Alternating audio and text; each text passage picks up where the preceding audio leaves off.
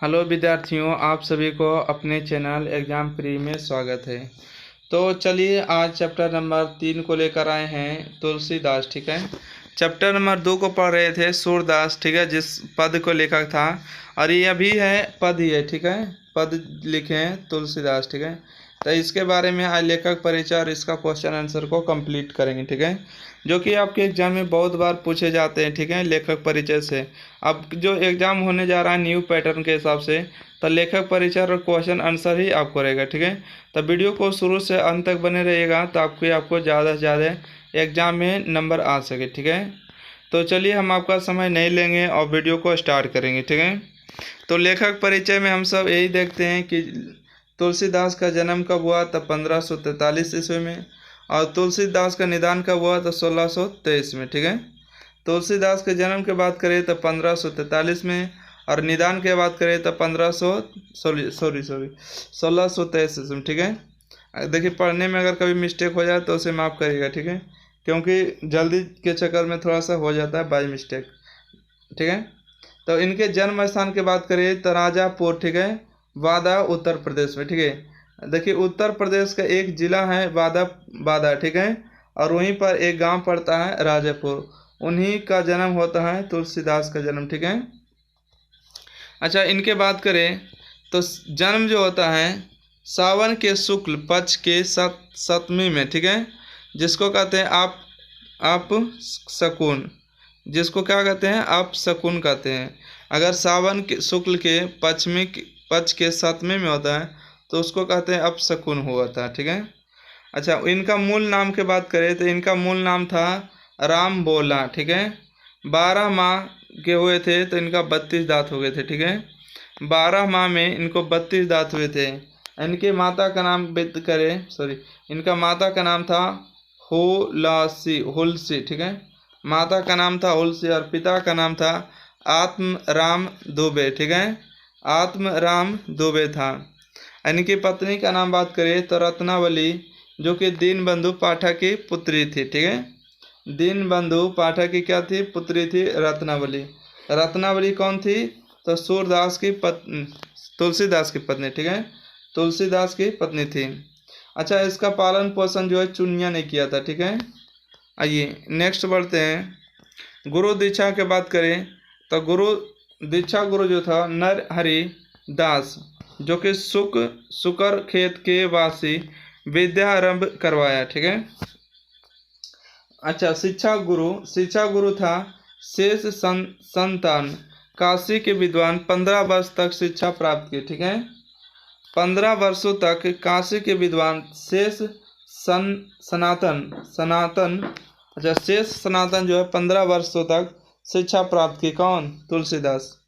ठीक है, अच्छा शिक्षा जो है क्या किए, चारों वेद ग्रहण किए, षड दर्शन किए, इतिहास किए, पुराण की, स्मृतियाँ की और कव्य की etc। ठीक है, अच्छा इनके बात करिए रचना में तो इसने रचना क्या क्या किए, तो रचना में किए रामचरितमानस। ठीक है, इसको लिखने में लगे 2 वर्ष 7 महीना 26 दिन का समय लगा। ठीक है, रामचरितमानस को लिखने में तुलसीदास को 2 वर्ष 7 महीना और 26 दिन का समय लगा।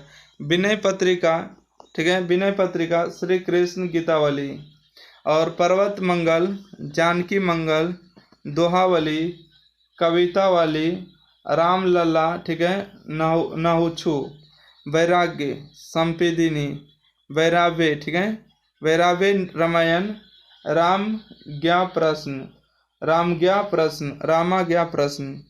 अच्छा मित्र की बात करें तो अब्दुल्ला रहीम खाना खान, महाराज मान सिंह। ठीक है, नरदास, मधुसूदन सरस्वती, टोडरमल, इन सब क्या थे, मित्र थे। टोडरमल जो थे अकबर के राजसभा मंत्री थे। ठीक है, वित्त विभाग के मंत्री थे टोडरमल।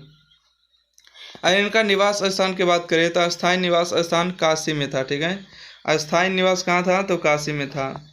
अच्छा रामचरितमानस का जो रचना का समय था उस संबंध चल रहा था 1631 ईस्वी में। ठीक है, 1631 ईस्वी में। ईस्वी में बात करें तो 1574 हो जाता। ठीक है, 1631 इस संबंध के अनुसार में। ठीक है, 1631 ईस्वी में। अगर ईस्वी में आना होता है तो 57 साल इसको घटाना होता। ठीक है, इसको घटाइएगा तो 11 में से 4 गया, सॉरी 11 में से 7 गया तो 4 बचेगा। अब 12 में से 5 गया तो यहाँ पर 7 हो जाएगा, 5 हो जाएगा, 1 होगा, ठीक है। सावंत में अगर देखिए 1631 दिया ईस्वी में आना है तो आपको 57 साल घटाना होता है, ठीक है। तो वही कह रहे हैं कि 1574 ईस्वी में चैत्र शुक्ल नवमी मंगलवार राम जन्म की तिथि पर अयोध्या में 31 वर्ष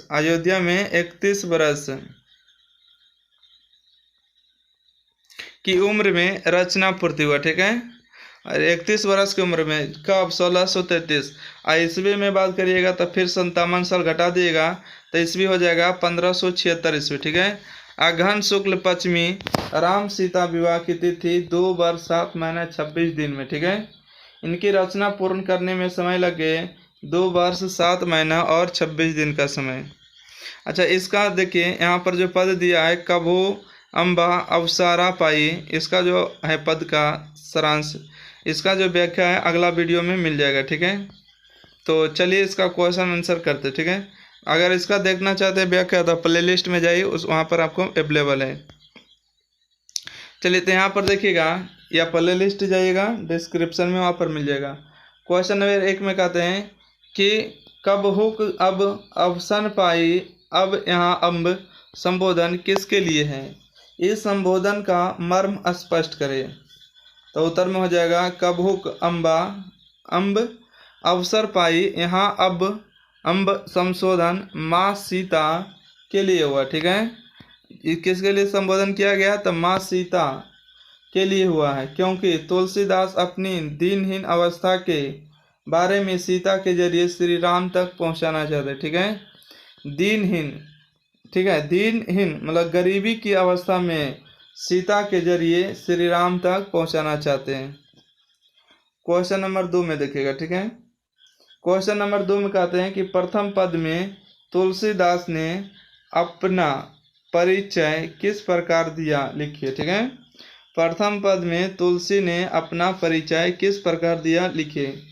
कहते हैं प्रथम पद में तुलसीदास अपना परिचय देते हुए कहते हैं कि वे श्री राम के दासी के भी दास हैं, वे दीनहीन दास में है, ठीक है। उनके शरीर का कोई अंग सही तरीके से काम नहीं करता है, वे मैले कुचैले और पापों से लिप्त रहते हैं, वे प्रभु श्री राम का नाम लेकर अपना पेट भरते हैं, ठीक है। क्वेश्चन नंबर 2 का आंसर देखिएगा।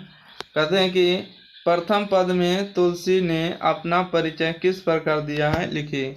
तो प्रथम पद में तुलसीदास अपना परिचय देते हुए कहते हैं कि श्री राम के दासी के भी दास है, ठीक है। श्री राम के दासी के भी दास है, वे दीनहीन दास में है, उनके शरीर का कोई अंग सही तरीके से काम नहीं करता है, वे मैले कुचैले पापों से लिप्त रहते हैं, ठीक है, वे प्रभु श्री राम का नाम लेकर अपना पेट भरते हैं। देखिएगा 3 नंबर में कहते हैं कि अर्थ स्पष्ट करें। नाम लय भरे उदर एक प्रभु दासी दास कहाई, ठीक है। नाम लय भरे उदर एक प्रभु दासी दास कहाई। प्रस्तुत पंक्ति तुलसीदास के द्वारा रचित महाकाव्य विनय पत्रिका से लिया गया, ठीक है। जिसमें तुलसीदास कहते हैं कि मैं श्री राम के दासी अर्थात सीता का भी दास हूँ, ठीक है। मतलब दासी का मतलब सीता का भी दास हूँ, मतलब गुलाम हूँ, और श्री राम के नाम का स्मरण कर अपना पेट भरता हूँ। अच्छा, खा नंबर व्याख्या में देखिएगा, ठीक है। खा नंबर कहते हैं कि कली करल दुकाल दरुण सब कुभति कुसाजु नीच जन मन उच्च जैसी कोड में की खाजू, ठीक है। कली करल दुकाल दरुण सब कुभाति कुसाजु नीच जन मन उच्च जैसे क्रोध में की खाचू। कहते प्रस्तुत पंक्ति तुलसीदास के द्वारा रचित महाकाव्य विनय पत्रिका से लिया गया, ठीक है। तुलसीदास कहते हैं कि यह कलयुग का समय है, ठीक है। तुलसीदास जी कहते हैं कि यह कलयुग का समय है, यह बहुत ही कठिन और बुरा समय है, इस समय में सभी चीज़ें बुरी तरह अव्यवस्थित हैं। मैं नीच व्यक्ति हूँ और मेरी अभिलाषा बहुत बड़ी है, जो मुझे कोढ़ में खाज की तरह दुख देती है। ठीक है, कोढ़ में खाज की तरह दुख देती है। गा नंबर देखिएगा, गा नंबर व्याख्या कहते हैं कि पेट भरी तुलसी जो आई, भक्ति शुद्ध सुधा सुनाजू। प्रस्तुत पंक्ति तुलसीदास के द्वारा रचित ग्रंथ विनय पत्रिका से लिया गया है। ठीक है, तुलसीदास श्री राम से कहते हैं कि हे प्रभु, मैं जन्मुख भूखो भिखारी हूँ, अतः आप अपनी भक्ति सुधा जैसे, सुधा के मतलब अमृत के समान होता है। ठीक है, सुधा जैसे अच्छे भोजन कराकर मेरा पेट भर दीजिए। ठीक है, संतुष्ट भोजन, ठीक है, वो करा के हमको पेट भर दीजिए, अमृत जैसा भोजन करा के मेरा पेट भर दीजिए। चलिए क्वेश्चन नंबर 4 में कहते हैं कि तुलसी सीता से कैसी सहायता मांगते। ठीक है, तुलसीदास जो है सीता से कैसी सहायता मांगते हैं, तो उत्तर में होगा कि तुलसीदास सीता से उनके वचनों की सहायता मांगते हैं और कहते हैं कि हे जगत जननी, आप मेरी स्थिति के बारे में श्री राम को बता दीजिएगा, बता दीजिएगा तो मेरा बिगड़ा हुआ काम भी बन जाएगा। ठीक है, देखिए तुलसीदास जो है सीता से कैसी सहायता मांगते हैं, तो तुलसीदास सीता से उनके वचनों की सहायता मांगते हैं और कहते हैं कि हे जगत जननी, आप मेरी स्थिति के बारे में श्री राम को बता दीजिएगा तो मेरा बिगड़ा हुआ काम भी बन जाएगा। 5 नंबर क्वेश्चन में कहते हैं कि तुलसीदास सीधे राम से ना कहकर सीता से क्यों कहलवाना चाहते। ठीक है, तुलसीदास सीधे राम से ना कहकर सीता से क्यों कहलवाना चाहते हैं, तो तुलसीदास सीधे राम से ना कहकर सीता से इसलिए कहलवाना चाहते हैं क्योंकि सीता श्री राम की अर्धांगिनी है। जब वे उचित अवसर देखकर श्री राम से मेरी स्थिति के बारे में बताएंगे तो उनकी बात को ज़्यादा सुना जाएगा। ओहो, ध्यान दिए। देखिए तुलसीदास सीधे राम से ना कहकर सीता से इसलिए कहलवाना चाहते हैं क्योंकि सीता श्री राम की अर्धांगिनी है। जब वे उचित अवसर देकर श्री राम से मेरी स्थिति के बारे में बताएगा तो उनकी बात को ज़्यादा सुना जाएगा। ठीक है, क्वेश्चन नंबर 6 में देखिएगा, क्वेश्चन नंबर 6 में कहते हैं कि राम के सुनते ही तुलसी की बिगड़ी बात बन जाएगी, तुलसी के इस भरोसे का कारण क्या है। ठीक है, देखिए राम के सुनते ही तुलसी की बिगड़ी बात बन जाएगी, तुलसी के इस भरोसे का कारण क्या है, तो आंसर हो जाएगा तुलसी के इस भरोसे का मुख्य कारण उनकी श्री राम के प्रति अटूट श्रद्धा और विश्वास है। ठीक है, तुलसी को यह विश्वास है कि श्री राम दयालु है, उनकी अपने भक्त के दुख को दूर करने वाले हैं। जब मेरे बारे में सुनेंगे तो मेरा बिगड़ा हुआ काम भी बन जाएगा। ठीक है, देखिए तुलसी जी हैं इस भरोसे का मुख्य कारण उनकी श्री राम के प्रति अटूट श्रद्धा और विश्वास है। तुलसी को यह विश्वास है कि श्री राम दयालु है, अपने भक्तों के दुख को दूर करने वाले हैं। जब मेरे बारे में सुनेंगे तो मेरा बिगड़ा हुआ काम भी बन जाएगा। ठीक है, क्वेश्चन नंबर 7 में देखिए कहते हैं कि दूसरे पद में तुलसी ने अपना परिचय किस तरह दिया, लिखिए। ठीक है, दूसरे पद में तुलसी ने अपना परिचय किस रूप में दिया, लिखिए। तो कहते हैं दूसरे पद में तुलसी ने अपना परिचय एक भिखारी के रूप में दिया। वे कहते हैं कि हे प्रभु, जन्म से ही भूखा भिखारी हूँ, मैं सुबह से आपके द्वार पर बैठा आपकी भक्ति का भीख मांग रहा हूँ। ठीक है, देखिए क्वेश्चन नंबर 7 का आंसर कहते हैं दूसरे पद में तुलसी ने अपना परिचय एक भिखारी के रूप में दिया।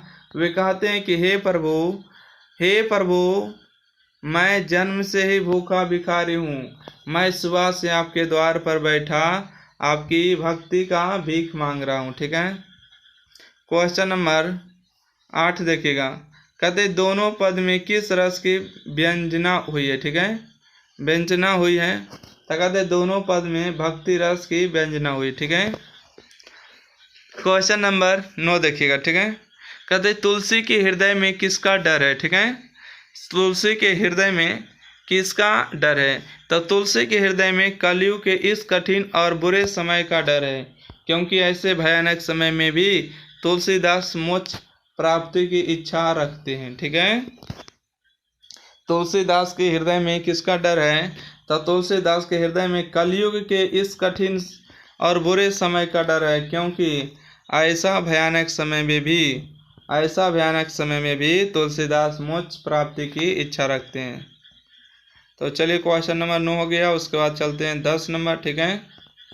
क्वेश्चन नंबर 10 में कहते हैं कि राम स्वभाव से कैसे हैं, पठित पद के आधार पर बताइए। ठीक है, राम जो है स्वभाव से कैसे हैं, पठित पाठ के आधार पर बताइए।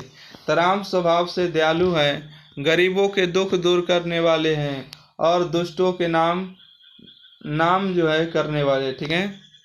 क्वेश्चन नंबर 11 में कहते हैं कि तुलसी को किस वस्तु की भूख है। ठीक है, तुलसी को किस वस्तु की भूख है। तो तुलसी को राम भक्ति रूपी अमृत पानी की भूख है।